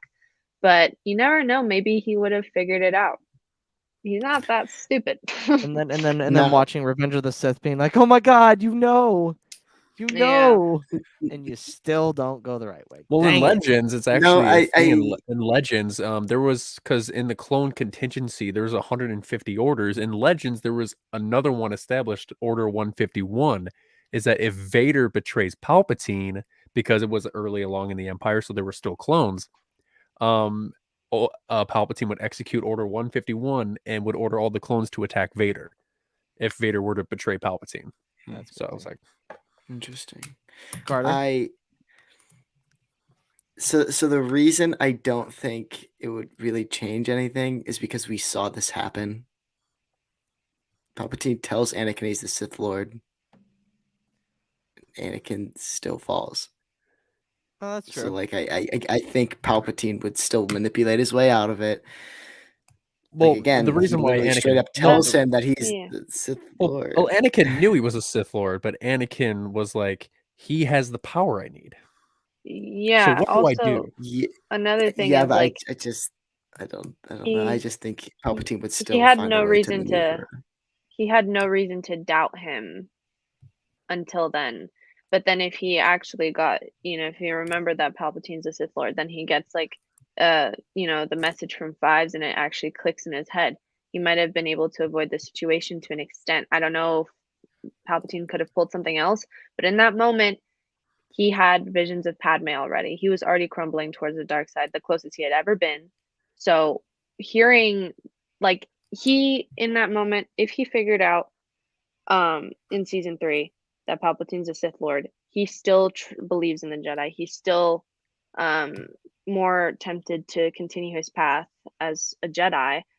But towards season 7 of the Clone Wars and like towards like Revenge of the Sith, at this point his trust is shaken. He doesn't trust the Jedi, and his view has completely changed from season 3. He's not the same person anymore. He's changed a lot. He's been through a lot of trauma, especially after losing Ahsoka. He doesn't trust the Jedi, so that is why it was so much easier for him to trust Palpatine in that situation, especially since he was so desperate to make sure he doesn't fail. Yeah, I think it's a bit different. Yeah, and no matter how much it is a meme, that's why when Palpatine tells Anakin about the tragedy of Darth Plagueis the Wise, and it's such a big part of the movie, like Yeah, he literally because manipulates Anakin to be like, "Hey, we can save people from death." yeah, And he's and like, like "It's impossible to learn this power, not from a Jedi." the Jedi had hid every fact about that. Like they hid many facts from him. So he starts hearing about the Sith and they don't seem as evil as he once was told. Yeah. So Yeah. Beth? Oh man. So I think you have two really interesting dynamics here. And the first is the Anakin Palpatine dynamic and the fact that like Palpatine, even like when Anakin was younger, if you've read the Obi-Wan and Anakin comic, he's like calling Anakin like, oh yeah, he's Taking my him to the son when they're slums. undercover. Yeah, but he's like, he's my son. And so he definitely had that. Responsible. Yeah. He was not master good. manipulator.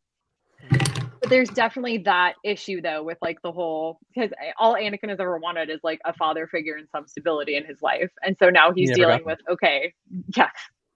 never did. Now he's dealing with the fact that like this person is now evil and everything that I'm supposed to destroy. So there's that aspect as well. However, I would argue that like I honestly think obviously Ahsoka leaving the Order was a big like schism, if you will. But I think another thing that hadn't happened yet, and why I think Anakin actually would do the right thing, is because like the Reiko Hardian situation hadn't happened yet. Yeah. Oh, where he felt, God. which like that every single one like that betrayed Anakin's trust in Obi-Wan like 100%. And at this point, he still trusts Obi-Wan, and I feel like if he were to be like, "Hey, Obi-Wan, Palpatine's kind of a Sith," I feel like that'd be something he would want to talk with him about then. But after the Hardeen arc, like it's done. I get so heated over that arc, over the deception arc. I get so heated because his whole life he was told that the thing. So he needed attachments to really stay alive and sane. Like when he was enslaved and tortured and beaten along with his mother, like having that attachment to his mother kept him going, kept him focused and determined to bring better towards the world. So he thought attachments, he grew up thinking attachments were the good things, and they are, which the Jedi don't think they are, but they still are if they're dealt with properly. So when he goes in, they judge him a lot for having attachments. They say it's wrong. But you know what? We're going to use your attachment. We're going to benefit off of it. You're going to think that when your father figure, your brother figure dies, okay? You're going to think that. You're going to break down, and we're going to use that reaction to trick everyone else because your attachment benefits us now. So how can you trust someone like that? Like his trust was completely shaken afterwards. And then with Ahsoka, and like that arc gets me. No, yeah, I can talk about the arc. and that's very, very true. That's very true. I still vividly remember Anakin's face when he has his hood up. God, best. When It's when the he's just like- best shot of him Mhm. in that. Like you I can have see the the edit, anger in his actually. face. Yeah, I have an edit actually, and it like hit like 116,000 likes. It was like I'm very proud of it for that. But like I wanted to depict that the Jedi were very flawed and Anakin's not going to view them as these perfect people anymore. Many people didn't view them as that. Same with like the Mortis sisters. Like they didn't view them as perfect. They viewed them as problematic. So yeah, and like I said, if the Jedi had Jedi therapists just like they do in the High Republic, this all could have Everything would have been avoided. fine. Everything would have been fine. Just talk to Elzar, man. Like that guy is the embodiment of Anakin Skywalker done like correctly. Like what he should have been.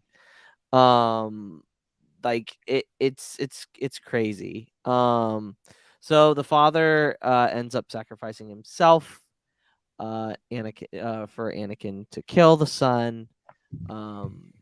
Last question for the arc. Go ahead, Carter. You're gonna say something?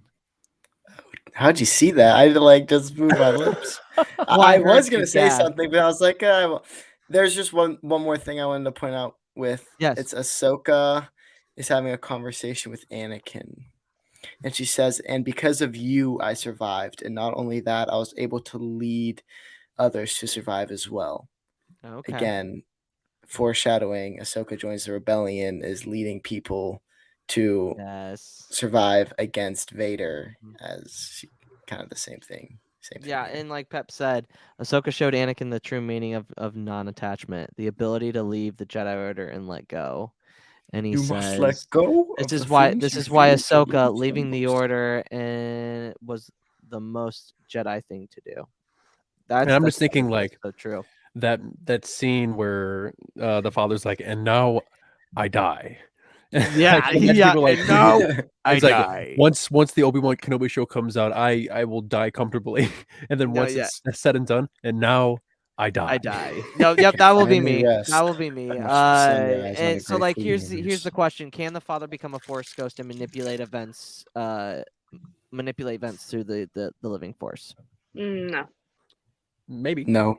Maybe he's a local. I mean, maybe. Did you say maybe he's a local? No, I'm literally his animal is literally a wolf. No. Locals, like in my Mortis opinion, and Rebels.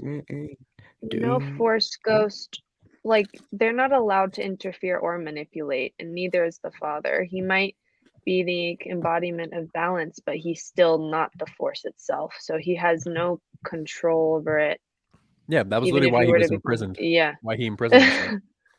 Yeah, so there's just no way he would even try to do that. Even if he did, like he wouldn't even interfere. He would give his 2 cents and just let it happen. So I Carter, think Beth? sorry. No, Beth, go ahead. Well, it's interesting because they're obviously like the gods of Mortis. And so you have that whole like mortal versus immortal power. And I think that's why I think like the Force Ghost dynamic wouldn't work with a god, if you will. Yeah, exactly. Pep, again, dropping knowledge. Force ghosts don't interfere. They show the way, and the living are the ones who must make the choices. Literally what Obi-Wan said to Luke right before he's about to leave to go to I can't interfere. I can't interfere. Yeah, look at Morai. Just Obi-Wan, chills beside Ahsoka and vibes. Yeah, pretty much. Yeah. So Carter. No, I agree with Beth and Mariya that no, they cannot. Yeah. I'm just laughing. What's funny, Char? He said, "Look at Morai, just chills beside Ahsoka and vibes." No, she does. She literally does. Chilling. Char, 3 interesting facts. All right, guys, are you ready? Yep. Luke, I know you like this one. Ready? Oh, heck yeah. 3 interesting facts about a certain Clone Wars arc that you didn't know about until now. Part 17, the Mortis Arc edition. Fact 1, the Phantom Menace reference. Slight refrains of John Williams' Episode 1 score can be heard during Qui-Gon's appearance, as well as the Force theme when Obi-Wan speaks of Anakin. Fact 2, connection to Lord of the Rings. The Sun's Cathedral is an homage to the Tower of Orthanc from The Lord of the Rings, The Two Towers, which was also a single dark tower set within a circle. A quote from Dave Filoni states, "If you know the Lord of the Rings films, you may notice that the tower itself resembles Saruman's staff." Yep. For those of you who haven't watched Lord of the Rings, Saruman is played by Sir Christopher Lee, who plays Dooku in episodes 2 and 3. Fact Yes. 3: more Ralph McQuarrie designs. Some of the concept design for the Well of the Dark Side was taken from early Ralph McQuarrie designs from subterranean levels of the Imperial Palace, where Luke was going to face the Emperor deep within Coruscant in Return of the Jedi. That's amazing. And there you have it. Those are the 3 interesting facts about the Mortis Arc. All right, y'all. Let's get to ranking this episode. So everybody in the chat, I want to know what your thoughts are, what your rankings are. Youngling bad, Padawan okay, Jedi Knight good, Jedi Master great, Grandmaster Chef's kiss. We haven't had a ton of Grandmasters, but I feel like We've after only this had point, a we've few, only had one. We've only had one, and which that was was the pursuit the of Pursuit of of Peace. Peace and Heroes on Both Sides. the Heroes on Padme Both arc. Sides arc. Padme, earlier in the that season. was the only Grandmaster that everybody chose. Element 7 in the chat said Grandmaster. Nice. Yep. Let's go around. Let's go with Mariya first, since she Yeah. is the newbie on the Podwans podcast. Yep. Absolutely. Easily Grandmaster. It's my favorite arc. Grandmaster. So, like, it's just perfect in every aspect for me. So I'd give it Grandmaster. Carter. Grandmaster, it's not even close. Yeah. The world building, the lore, the tie into Rebels, like it's like just perfect. Oh yeah. Like, this arc is, I would say, top three arcs in the Clone Wars. I would agree. I'd absolutely agree. Beth. Grandmaster. This There is we like go. this is the lore. This is what it's arguably, I would say, even outside of the Clone Wars, it's probably one of the top pieces of Star Wars media, just in general. Char. If you could take a guess, it'd be crazy, but I'd say Grandmaster. Yeah. And I'd say the few reasons why this is a Grandmaster for me is because, one, it solidifies that Anakin is the chosen one. The second one is it shows how much Anakin has learned and what Anakin has been through prior to him becoming Darth Vader. He sees the future and gets those visions, and we understand where his stance is in the Force. And my last one is just how well they work together to figure this all out. Like, it's crazy how well Anakin, Obi-Wan, and Ahsoka work together. Like, and this is one of those moments where they have to leave a planet where they're stuck on, and Anakin uses his power, and Obi-Wan and Ahsoka work together to figure out a way to, we're going to do this. We need to stop the sun. The father needs to do what needs to be done, and that's what happens. And I just like, there's just so much that is just brought up in this arc, and it's Grandmaster for me. Grandmaster for me. It's a top 3 arc for me, and it's really close to like being like the best thing that's happened to Star Wars, especially for Force lore and everything like that. So that's it for the arc. Now we are going to talk about Star Wars news and to talk about our favorite Jedi. He's not my favorite. Anakin Skywalker. Don't He's speak not my for favorite me. either. Don't Qui-Gon, speak for Qui-Gon. me. Well, Qui-Gon's hey, If Ezra Bridger exists, let's get into it.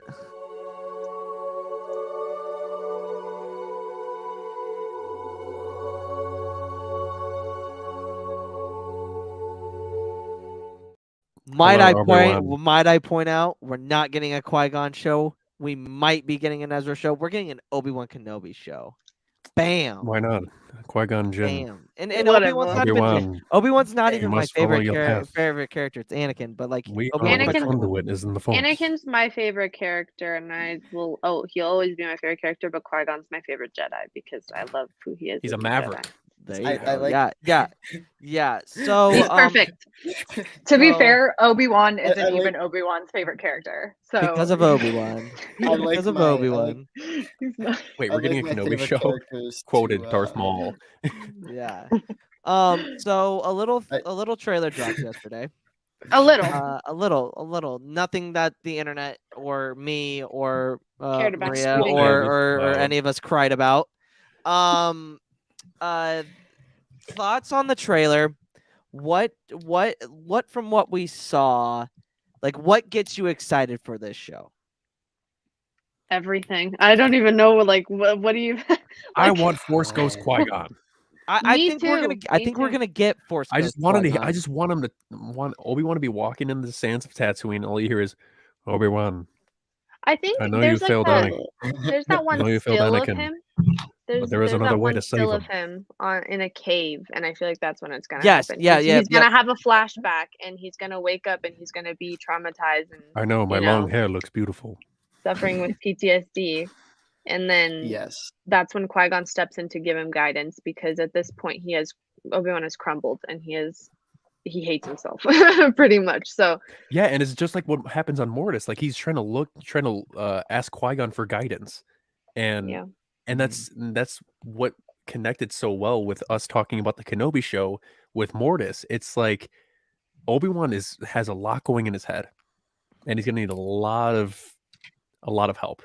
Yeah. Mhm. And also I was just about to bring this up. It's guaranteed. The Skywalker book by Kristen Baver, which is this one. Yeah, Skywalker, A Family at War. Great book. Great book. is that the one?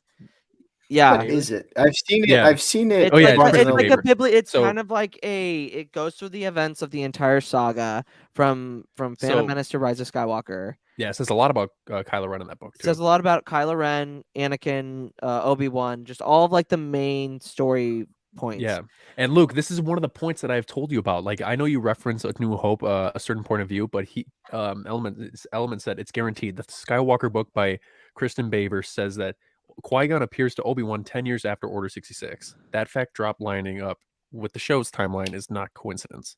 So, Element, I will say this. I thought it was always understood that in the Master and Apprentice excerpt from A New Hope, Obi-Wan is actually seeing him for the first time ever. He can commune with Obi-Wan, with Qui-Gon 10 years. He just can't, Qui-Gon can't manifest himself up until A New Hope. Am I wrong or am I right on that? Anybody that knows? I think he I- says you look more clear. Like he says you look clearer. Okay. So I think it's like he's manifesting himself. And that's actually in part of Qui-Gon's dialogue. He's saying that he's trying to do it more specifically for Obi-Wan because he knows Obi-Wan's about to go die. But yeah, I think he can sort of see him, but it's the first time that Obi-Wan says like, oh, you're very clear in the Force, basically. Okay. That's where because I took that as if like that was the first time he had seen Qui-Gon clearly. But like I guess it makes sense. I mean, we're gonna get Liam Neeson. Qui-Gon We're shows gonna up. get Liam Neeson. Obi-Wan, I'm here with Jar Jar. And then he's a clown now. No, it's like that We robot chicken destroyed where Republic. yeah, where Jar Jar shows up to Darth Vader and Vader just like pushes him outside Yeah, a But ventilation I'm just shaft, thinking, kills like, him. what would be the dialogue between Qui-Gon and Obi-Wan if Qui-Gon does show up? Like, man, it would just crush my heart to like see Dude, Obi-Wan yeah. Obi-Wan's emotion, because Qui-Gon sent him on this task to train the boy that Qui-Gon was supposed to train, and that was his death wish. And Obi-Wan failed, and like He just would seeing what be Qui-Gon would say to him would be like the reassurance that he will get will just my emotions will run so high. he would be Yeah. apologizing, like begging for forgiveness, and the Qui-Gon will definitely be like, no, this is how things are supposed to go, trust it, like Yep. don't blame yourself. Because I personally also think that we'll get a Shmi's grave moment, maybe, possibly, Don't and I get will me die. started on Canon. that. It's canon. It is It's canon. canon. So yeah. It's canon in the Ahsoka novel, Ahsoka, but yeah. I think they'll bring it to live action as well. I actually made a TikTok and people were like, "It's not canon." I'm like, read. It's in the book. It is Yeah, read definitely his book. canon. And in Ahsoka and in Looks certain Respect point of E.K. view. Johnston. Come on. Yeah, Yeah, and in yeah. a certain point of view, because in like Beth was saying, Beth, Yeah, and go in ahead and talk that. Oh no, it's it's canon in Page Time of 185 Death. of the Ahsoka novel. Yeah, Time of Death in certain point of view, because that's where Yeah. Obi-Wan leaves toys for Luke that he makes for Stop. Luke to find. I've been watching your videos. Trust me, I'm traumatized. It hurts. It hurts. It hurts so much. So in speaking of the toy, so you know the scene of him sitting, there's something next to him. I think it's a T-16 that he made out of wood. He's going to do exactly what he Aw. did in. There's He's wood gonna in leave Star that. Wars? He's gonna leave that T16 next for Luke to grab because. Thought it was a And gelatine also, like, stone. I think the part that hit me, well, the end hit me the most because it's Vader, and that's what I'm. Everything hit. Yeah, everything hit there, but like seeing Luke basically be like a carbon copy of Anakin from Literally. Phantom Menace. Literally the Literally same down hair. to what he was wearing was 'Cause like in the- I'm like And did the Shmi goggles just were like from the bring pod race. everything from I like her guess. slave, like from what she had at Watto's place, was just like, all right, I'm bringing his tools, I'm bringing his pod racer helmet with the goggles, I'm bringing And then his Cobb Vanth clothes. steals it Yeah. all, and then he drives Yeah, Cobb away. Vanth steals it. Because But, like, in the books as well, like even Obi-Wan's like he looks so much like his father, and it's just like yes. they actually fulfilled that because you see his hair, you see just like I literally had to do a double take. I was like, is that Anakin or Luke? I mean, I knew it was Luke, but like, ow. like and just think about that from Obi-Wan's point of perspective. Like, oh my Mhm. God. That hurts him That so much too. because he doesn't he sees him and he realizes how much he's like his father, and he loved his father, and he doesn't want to fail Luke like he did Anakin. Yeah, like One of my literally, he says that in what he says in Return of the Jedi. He's like, I didn't want to lose you the way I lost Vader, and every time he looks at Luke, he's just reminded of the same mistake he made. Mhm. One of my favorite parts of I- Rebels Beth is at the end of afterwards. is at the end of the episode with Twin Sons. Is Obi-Wan's looking off in the distance, and you just hear Luke yell, and Peru yell, Luke, Luke. Yep. You just see I like love Luke that running, scene. and like we're gonna just see that times 10 in the Kenobi show. Well, and think about this though, Times Carter. 20, So when he 30. like literally looks into like the god, like he looks into it. Aunt Beru is wearing almost Yeah. identically what she wore in A New Hope. Yeah. And Yeah. Uncle Owen is wearing almost exactly what he did. They walk out and they stand exactly where Luke finds them in A New Hope. Their dead bodies are Yeah. like they walk out, and Damn. right there, that's where they die. Beth wanted to say something. Yeah, Beth. Oh, I was gonna say, so the thing about obviously Luke mirroring Anakin in that moment is that I know a lot of people like matched it up to the pod racing scene, but I love it because it makes it even angstier because Obi-Wan never saw Anakin pod race. Yep. Only Qui-Gon did. And so very it adds true. another layer of pain because he's like, oh, this is something that used to make Anakin happy. Here's his son doing it. I never got to see that. Now I'm watching it now and also really Ah. sad. Oh God. Yeah, it I adds hate like it. a whole nother layer. Are we not going to yeah. forget about that time when Obi-Wan called Anakin a pathetic life form? Oh, Oh, yeah, yeah. that's exactly Yeah. what he said. And Qui-Gon's But- like, That it's the boy. He's responsible for getting us these pots. Oh yeah. and then he was like, who knew that pathetic life form would become his brother? He didn't know that, but No, yeah. soon enough. Yeah. I yeah, that's funny. So like what is from the trailer, obviously we got like the Obi-Wan points of view and stuff like that. I think the most interesting thing is that we get an Inquisitor. Like it's not just the Grand Inquisitor. I love the way the Grand We Inquisitor. get many runs. Inquisitors. We I are love- thriving. We are being fed. I love Reva. Is it Reva or Reva? I've heard it two different ways. I would rather it be Reva. Just to Reva slander sounds better. the Revan Darth Revan. fanboys. Yeah. I would that love too. that because it would just stick it to them and be like, "Hey, motherfuckers, you don't own this shit. Like we are gonna use that name whenever we want on whoever we want." And I'm Also, like Element 7 in the chat said, oh yeah, Char. It's oh not wait, yeah, I pathetic, was it's about to useless. correct him, and yeah, he beat me to it. Yeah. Oh. Ha. Never mind. Anyway, I like in like the mentions of like I think like looking at the trailer, so we get to see the Inquisitors. We see Reva, the one in Fifth the brother. back, and then you see the fifth brother. I think the one is Katuni because she's the same species. I saw a Do you really think comparison that's a Falothian? somewhere. That's a Falothian. She's a Falothian. I think that could be Katuni. Oh, Hondo Anaka is sad right now. Another That thing one, is yeah. we see the same structure in Fallen Order too. Yes, that is the same structure. Yeah, All in Fortress and That's funny, the Inquisitorius. Inquisitorius. yeah, Inquisitorius. Inquisitorius. I can't ever say that. And you see that the You chair, were the a chair maiden, that's in the excellent middle and it's high Inquisitor. up, that's exactly like Vader's castle. Yeah. And I don't know if that is the Grand Inquisitor spot or if it's Vader's spot, but I guarantee you our first mention or our first scene of seeing Vader is going Vader's to castle. be Vader's castle, but I also think it'll be after episode 3 where they're standing the Inquisitors have not captured Obi-Wan or they have figured it out, and we hear the breathing and we hear him walk in and he says Kenobi.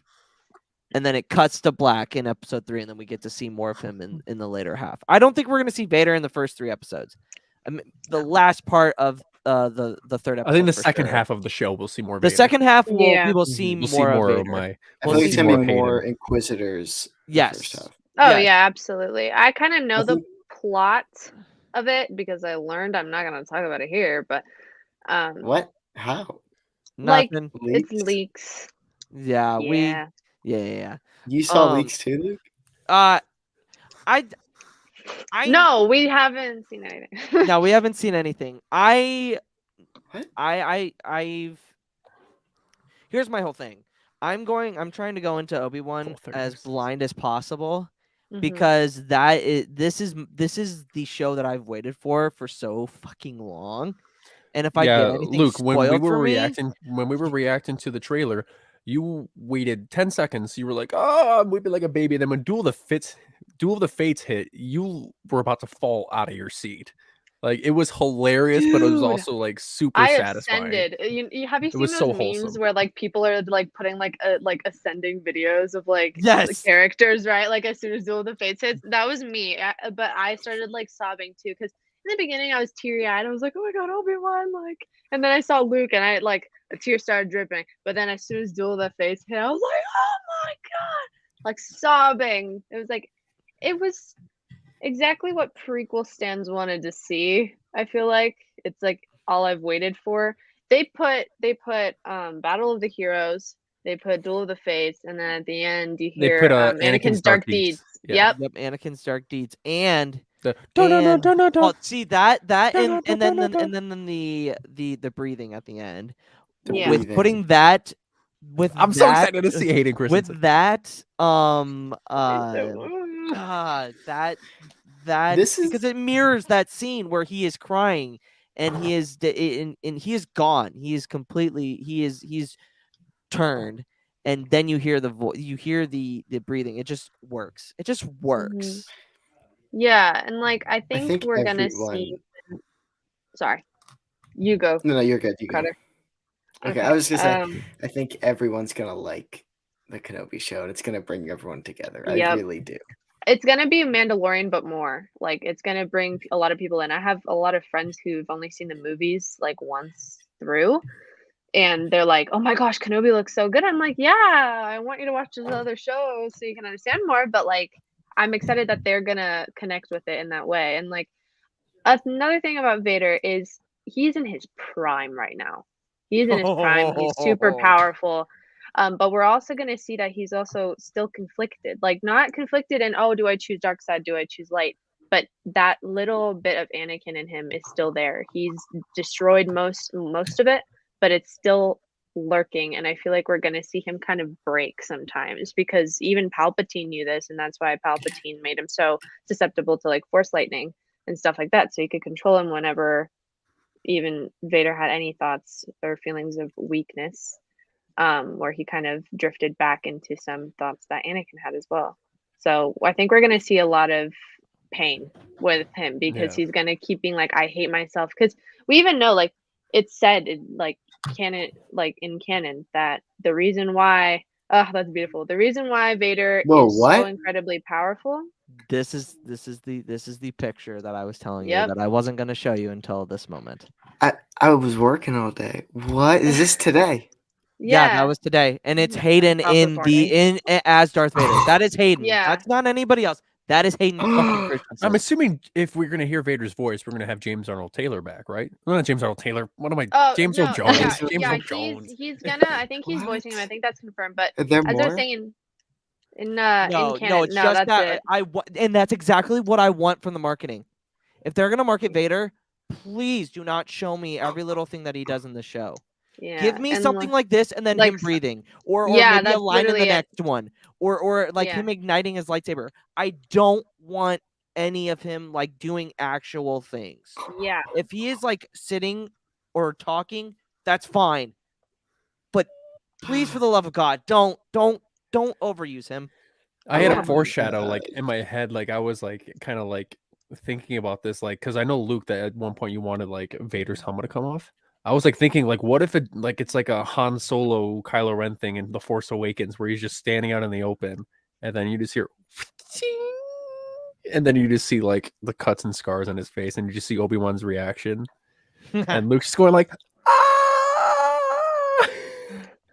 I don't know why I just thought about that in my head. And I'm like, this damn. image is just like beautiful. It's dark. It's menacing. It's like exactly what we want to see. And like the reason why I love Vader so much is like Maul has his hatred for someone else, and that keeps him going. Meanwhile, the reason why Vader is so powerful in canon is because he hates himself so much. That's what gives him the power. That's what gives him the strive. That's what really keeps him dark, is because Yeah. he hates himself. Mariya, have you read Lords of the Sith? I've read bits and pieces, but Read I that haven't read the whole book. entire. I read know that I entire have book. to. I have Luke, I'm Because not giving you the the first- hardcover. The I'm not first giving you half, the hardcover. the first half of that book is just Anakin thinking to himself, like, "This is." He hates the armor. He would rather die, but he knows that this is what makes him stronger. Like, it goes into so much detail that it's insane. And if you are Yeah. if you are an Anakin Vader fan, that's the number one book that you should read, because it's literally all about Vader and a little bit about Palpatine. But Yeah. like they talked, so Entertainment Weekly talked to Hayden and talked about things, and he said they asked if they were going to see if they were going to catch a glimpse of Vader under the mask, and You want this, Hayden said, don't you? "Yes, I do." Hayden says, "I wish I could tell you." With a coy smile on his face, "I'm sworn to secrecy." We're definitely seeing him without the mask on. Like, Oh that's yeah, that's absolutely. happening. You don't Especially in believe his that. meditation chamber. There's no way. Yeah. I will cry because you see the originals, and we aren't as familiar with that actor. But then we see Hayden's face, and it's all like beaten up and just like completely distorted, it'll literally break my soul, because it's it's you see Anakin, but like as Vader, not as himself, like as Vader. And it's so heartbreaking. Yeah. Same Pat in the chat. He said, is it Legends or canon? Can't remember. What is it? Are you referring to Canon. Lords of the Sith is canon. Lords of the Sith is canon. No. It's canon. Lords. Oh, okay. Yeah, Lords of the Sith is canon. And Hayden is also quoted as saying, "We're going to see a very, very powerful Vader." So that means everything. They also asked Joby Harold, who is the writer of the show. His shadow is a cast across so much of what we do, and the degree of his proximity to that shadow is something that we'll discover. But he is very much a part of the show emotionally for Obi-Wan, and possibly beyond that as well. I love how well they're keeping this under closed doors. I everything. love this so freaking much, because there's not much that we know, and that's the way I want this show to be. I don't want to know every little detail. I'm sorry. Like, I complained about not getting a trailer like a few weeks ago, but like having the trailer drop yesterday, it made my heart soar. Like, and like like obviously you all have watched the reaction like that. That's genuine. That's not me putting on a face. Like if you know me, you know like this is what I've been waiting for, and this is like the excitement is over the top. And the crazy thing is too is that there are millions of other people like you, Luke, that are just waiting and just wanting this so bad, and it's finally here. Literally all of us here want it so bad. Yeah, I think all of us wanted Everything. it done. Yeah. But yeah, I mean, anybody else have anything to say about Kenobi? I'm just happy to see my Inquisitors get some live action love. Yep. Okay. Over under Cal Kestis. You think we'll see him? Under. No. He's dying in Fallen Order 2, I'm calling it. Because Fallen Order takes place 5 years after Revenge of the Sith, and that takes place 5 years before Kenobi. I thought it was, because Fallen Order takes place like 14 BBY, Kenobi takes place 10 BBY. No, 9 BBY. 9 BBY. So, I mean, it's possible, but I don't know. I don't think so. I don't think so. Stick them to the games. Over under Jar Jar Binks. Go, Beth. I can't. I actually can't. I keep so in case you don't know, our firm is external counsel for Lucasfilm. So yes, so she literally can't talk about anything. I can't talk about theories as far as these things. Never mind then. But what? Yeah. I no, Beth, you are disarmed. You don't have to talk about it. I'm allowed to share my own personal theories. Do you know stuff that we don't? Oh yes. I don't know. Possibly. Since when? What's Kenobi? What is that? Kenobi is a character that was born in it. 57 BBY on the planet Stewjon. Never heard of him. But to round out, Star Wars Celebration tickets go on sale 2020 go on sale Tuesday. March 15th. I know we are going to be going. I don't know about everybody else here. I know me and Char are going to attempt to go. Beth, I know you're planning on going. Carter is planning on going. If I'm get going. a ticket, yeah, he's going. Mariya, what are your plans? I don't have the financials for that right now. I would love to go, but the money I do not have for Celebration or the tickets or the hotel or the plane. Yeah. So otherwise, I mean, I've always wanted to go, like always, but I can't. So yeah, I feel that, and I feel like that's I feel like that's a very, very, like, a lot of people feel like that. So you're not alone. Yeah. But at least you can watch it and you can see all the TikToks and Instagram posts, and you can live vicariously through us. Yeah, and like I'm a college student, so yeah, it's tough. Difficult. It's rough. We've all been there once in our lives, so yeah. I get that. Except for Carter. Yeah, free ride. But he's also working. He's all like being a college. What'd you say? What did you just call me? What I just said for free. You're going for free. Freeloader. Yeah, you're freeloader. But you're not a freeloader. You work. No, like, Luke said that like we've been in college at least once, and then we're just like, except for Carter. Oh yeah, that's true. Well, I mean, having you will experience you will experience college and you will enjoy it. But last thing, Nanjani is Quinlan Voss. I actually made a video that blew up on that. What's this? So I made the connection like a while ago, like weeks ago, where I was kind of looking through the cast and I was like, low key, he looks so much like Quinlan Voss. The voices are very different. I don't know how he would. I feel like Quinlan Voss sounds like a hippie. No, yes. even Kenobi. Me. Also, like, you know, his. I don't want to say his name wrong, so I'm not gonna say it. But Kumail Nanjiani. Yeah, but he has a very different take on acting. It doesn't mean he can't, you know, branch out. It doesn't mean he's not capable of being Quinlan Voss. But I made that connection a long time ago, and it's a possibility for sure. but there's also other possibilities that I've learned from leaks, so I don't want to say nothing. Yeah, I think he's. I think he's the. Why are Drake you that we guys see. looking up leaks? No, I'm not I looking up didn't. leaks. I I'm not. didn't. I'm not looking up leaks. I would never. I just put 2 and 2 together. I think it's just common sense, but that's just me. But I've just learned about yes. things. So that's gonna be it for the episode. I want to thank everybody in the chat. I want to thank everybody here. Thank you for coming out, talking about Mortis and also Kenobi. We'll start with Beth. Where can the good people follow you on the social medias? They can find me just on TikTok, exclusively on TikTok. Just at Mara.j.Skywalker. That's And it. don't ask her anything. For the love of God, we want her to keep her job. For the love of God, no. Wait, I cannot stress this enough. This is not the opportunity to go and ask Beth every single question.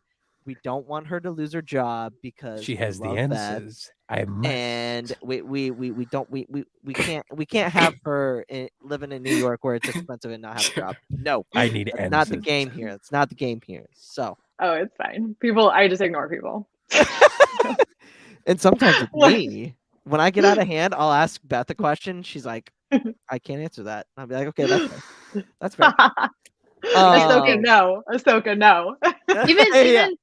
Even Ewan McGregor slipped up a bit when he was on an interview. He even slipped up because in an interview they were like, he was talking about his experience seeing Hayden again, and he was saying like, when I saw him on set and he's Anakin Skywalker and I'm Obi-Wan, and it's like, what do you mean by that, Anakin Skywalker? And he said it also said when we took a swing at each other. I was like, yeah. Yeah. What you mean by that? Yeah. What you mean? Carter, where can the good people follow you on the social medias? You can find me at TikTok at Cart2D2. You can find me on YouTube at the They Fly Now podcast. That's live every Monday at 8 o'clock. You can follow my Instagram if you wanted to. It's at Carter Dibert, Dibert, if you want to. I mean, I just post about my life. You can hit me up there if you want.